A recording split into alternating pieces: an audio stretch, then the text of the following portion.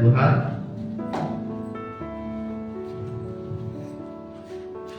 Puji nama Tuhan, selamat pagi, shalom. Shalom. Kita bersyukur pagi hari ini kita kembali dapat beribadah di gereja kita. Setelah minggu lalu kita mengadakan retret gabungan, hari ini kita kembali dapat beribadah.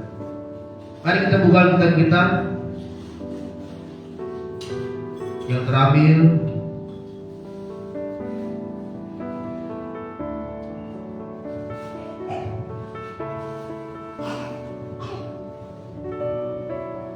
di dalam kitab Lukas pasalnya yang kelima.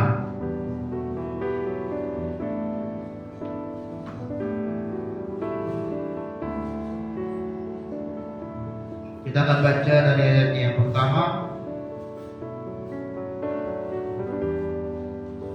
sampai dengan ayatnya yang ke-11.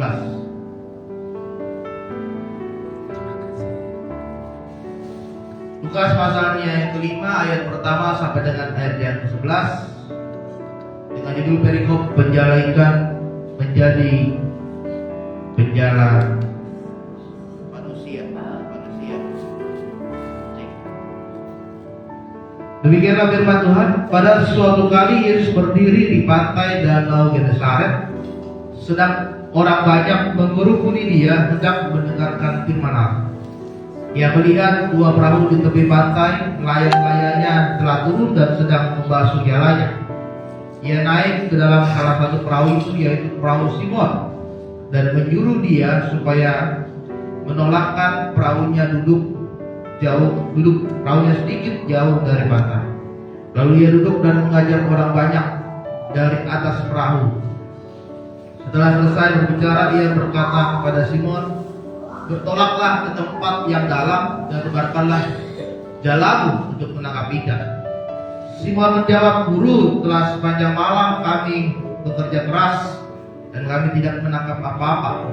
Tetapi karena engkau menyuruhnya, aku akan menebarkan jala juga." Dan setelah mereka melakukannya, mereka menangkap sejumlah besar ikan sehingga jala mereka mulai goyang. Lalu mereka memberi isyarat kepada teman-temannya di perahu yang lain supaya mereka datang membantunya. Dan mereka itu datang. Lalu mereka bersama-sama mengisi kedua perahu itu dengan ikan hingga hampir tenggelam. Ketika Simon Petrus melihat hal itu, ia pun tersungkur di depan Yesus dan berkata, "Tuhan, pergilah daripadaku karena aku ini seorang berdosa." Sebab ia dan semua orang yang bersama-sama dengan dia takjub oleh karena banyaknya ikan yang mereka tangkap.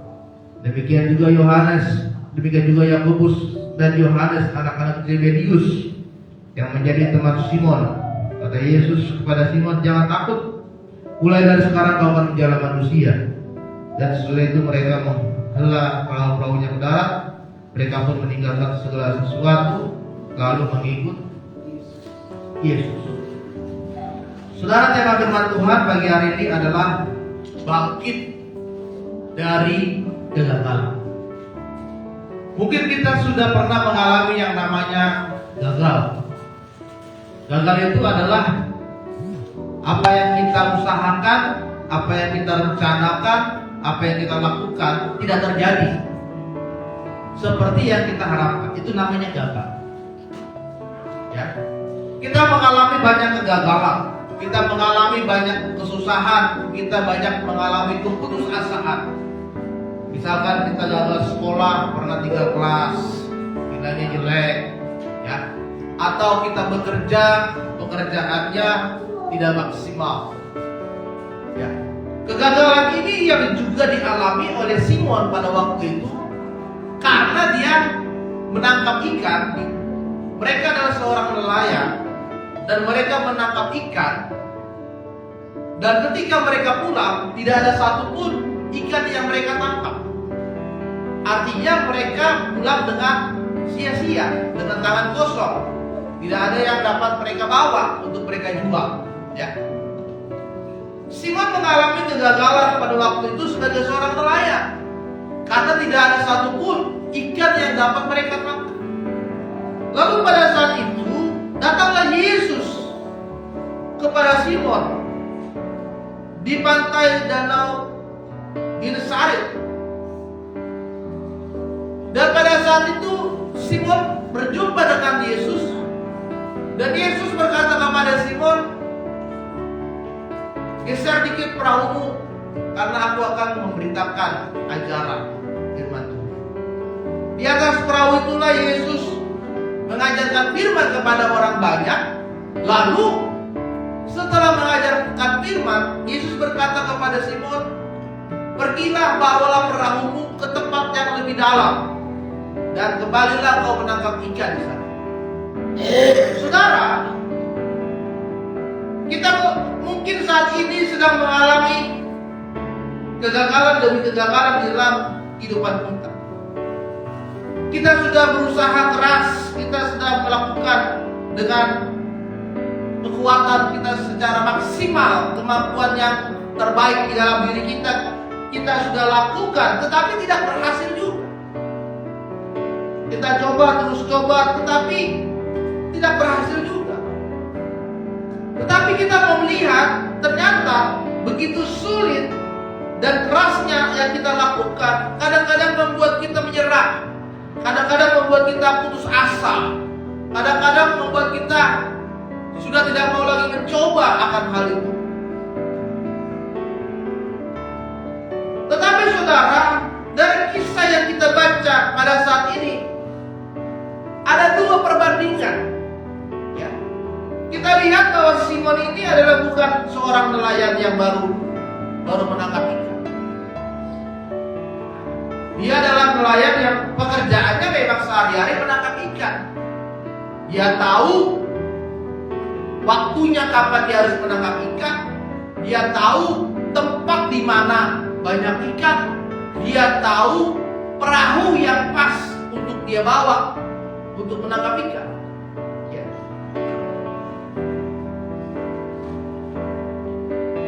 Dan dia tahu kapan waktunya dia harus kembali ke pantai. Tapi saudara, yang dia dapatkan adalah tidak dapat apa-apa. Dia mengalami kegagalan. Tetapi di tangkapan yang kedua, ketika Yesus hadir di tengah-tengah Simon, lalu Yesus berkata, tangkap kembali ikan itu. Lalu dia menebarkan jalannya kembali. Dalam waktu hanya kurang lebih 10 menit, ternyata mereka sudah mendapatkan ikan yang sangat besar. Bahkan firman Tuhan katakan perahu mereka sampai tidak sanggup lagi menampung ikan, dan mereka harus memanggil teman-temannya yang lain untuk menampung ikan tersebut. Ada dua perbandingan. Yang pertama, Simon sudah bekerja keras dengan kemampuan yang dia miliki, dengan alat-alat yang dia pahami. Ternyata dia gagal. Dia kerja keras, dia berusaha, butuh waktu yang lama dia lakukan, ternyata dia gagal. Tapi yang kedua, dia pergi kembali memancing ikan di tempat yang sama, dengan cara yang sama, dengan perahu yang sama, tetapi dia bisa mendapatkan ikan yang banyak. Perbedaannya di mana, saudara? Perbedaannya adalah di tangkapan yang kedua ada Yesus di sana. Di tangkapan Simon yang pertama tidak ada Yesus. Ya. Tapi di tangkapan yang kedua ada Yesus di sana. Dan Yesus mengubahkan kegagalan yang dialami oleh Simon menjadi sebuah kebangkitan yang besar, bahkan berlimpah-limpah Tuhan nyatakan di dalam kehidupan Yesus. Hari ini saudara, firman Tuhan menguatkan kepada kita, mari kita bangkit di dalam kegagalan hidup. Kita mungkin pernah gagal. Kita mungkin pernah melakukan sesuatu dan itu tidak berhasil. Tapi hari ini firman Tuhan menguatkan kita supaya kita bangkit dari kegagalan.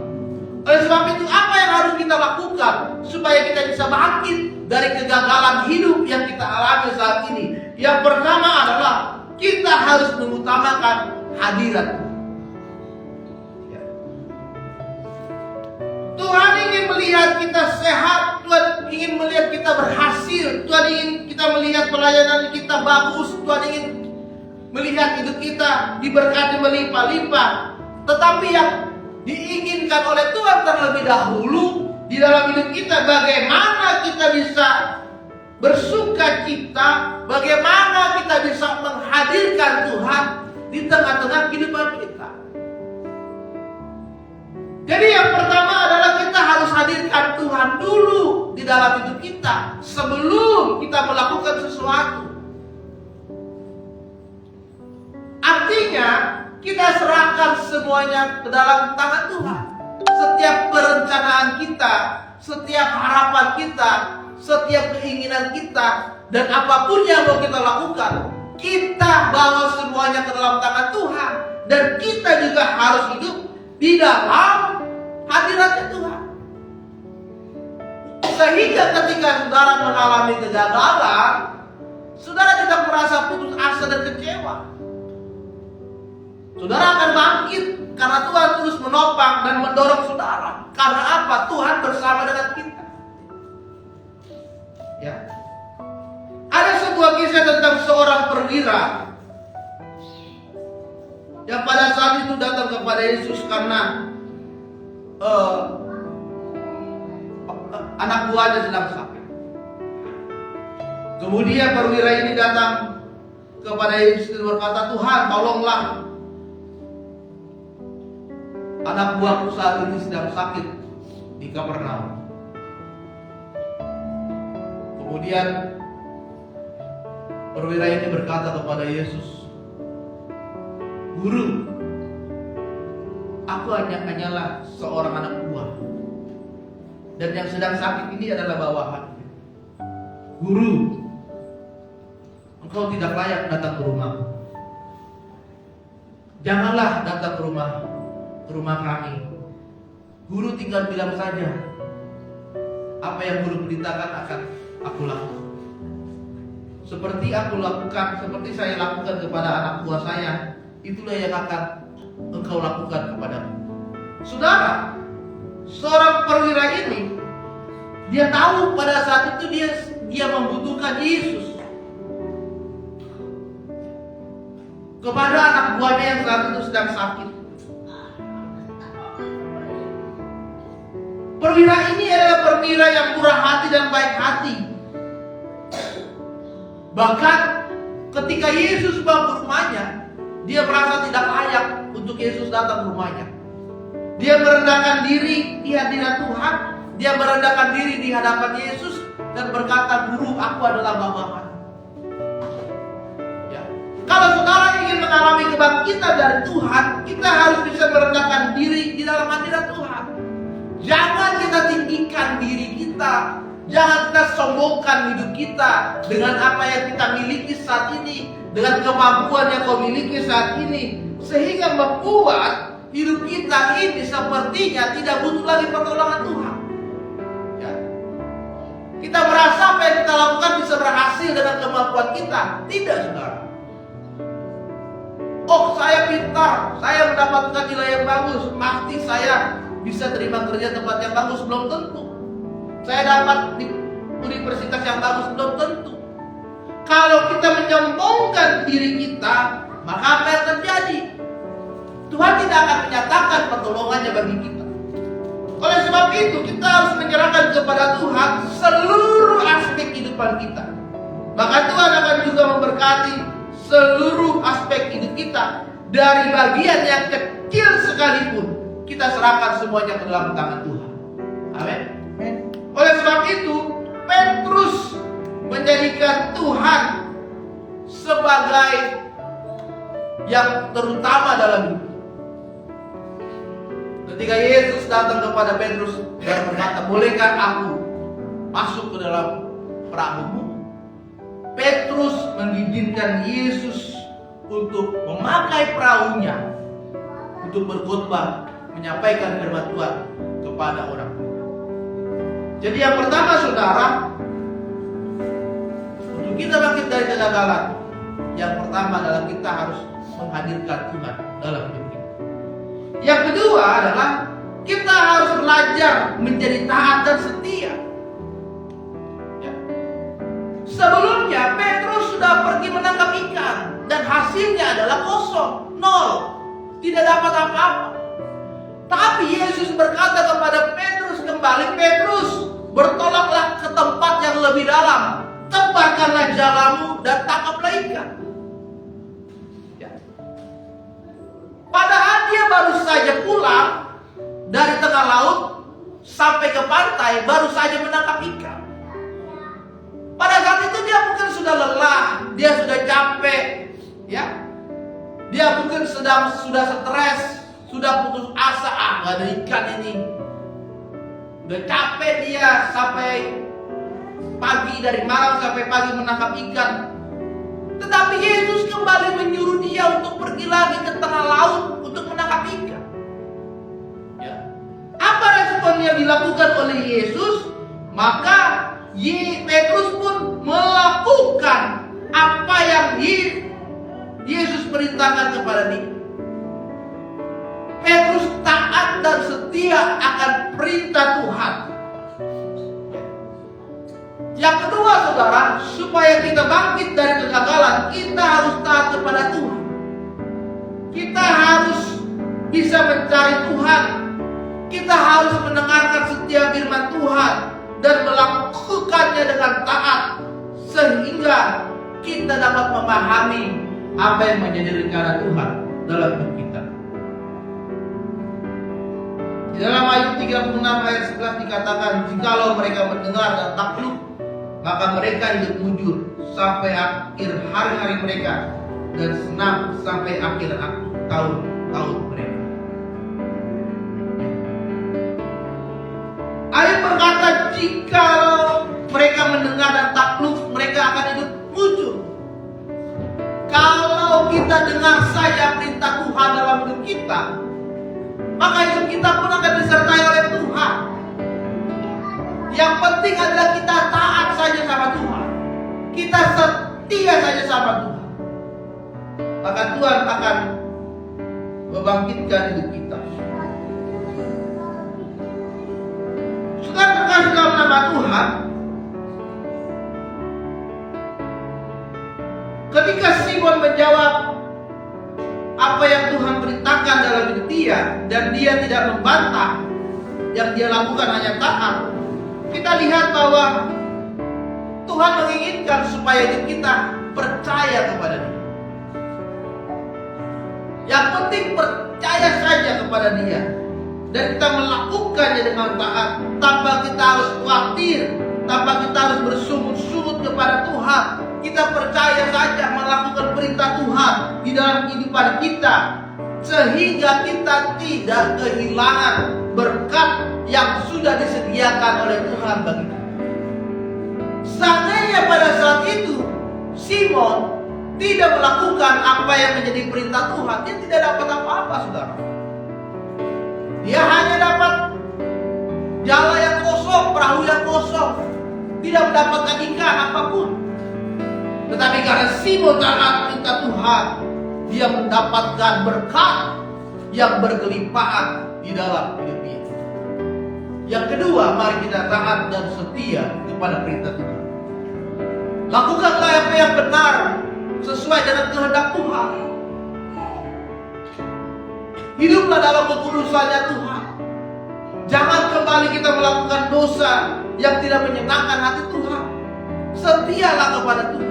Beribadah dengan sesungguh-sungguh, layanilah Tuhan, dan muliakanlah Tuhan di dalam hidup kita. Amin. Maka kita akan melihat kebangkitan demi kebangkitan terjadi di dalam hidup kita. Dan yang terakhir,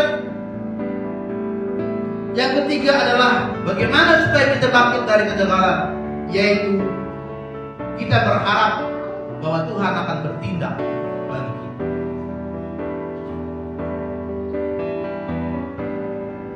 Saudara kasih dalam nama Tuhan, yang ketiga adalah kita harus berharap dengan sungguh-sungguh kepada Tuhan. Petrus sangat berharap kepada Yesus pada saat itu dan janjinya. Dia berharap Tuhan akan bertindak baginya. Sebab itu Petrus tidak takut gagal.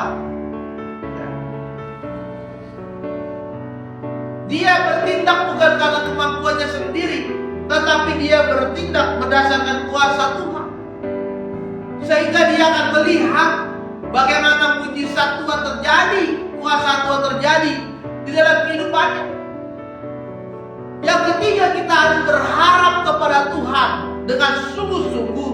Jangan berharap kepada apapun, jangan berharap kepada orang lain, jangan berharap kepada manusia, tetapi berharaplah kepada Tuhan. Maka Tuhan akan bertindak dalam hidup saudara. Tuhan akan melakukan perkara yang besar. Tuhan akan menunjukkan mujizat yang besar. Dia melakukan apa yang tidak mungkin menjadi mungkin bagimu. Engkau yang direndahkan akan ditinggikan oleh Tuhan. Engkau yang tidak tahu apa-apa akan diberikan kemampuan oleh Tuhan. Engkau yang tidak bisa apa-apa akan dimampukan oleh Tuhan ketika engkau berharap kepada Tuhan. Ya.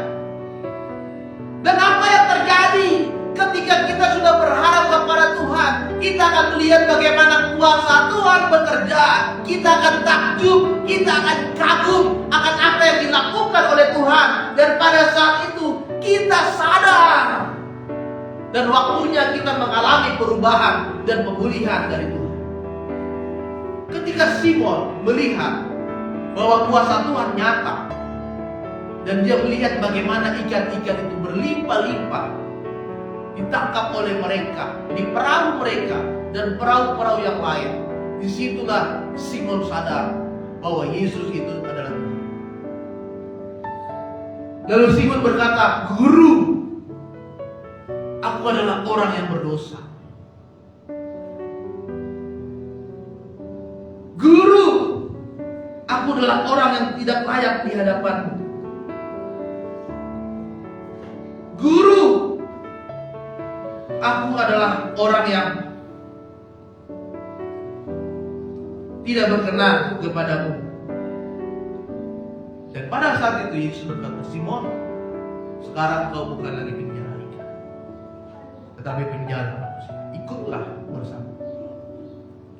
Maka Simon menjadi muridnya Yesus pada saat itu.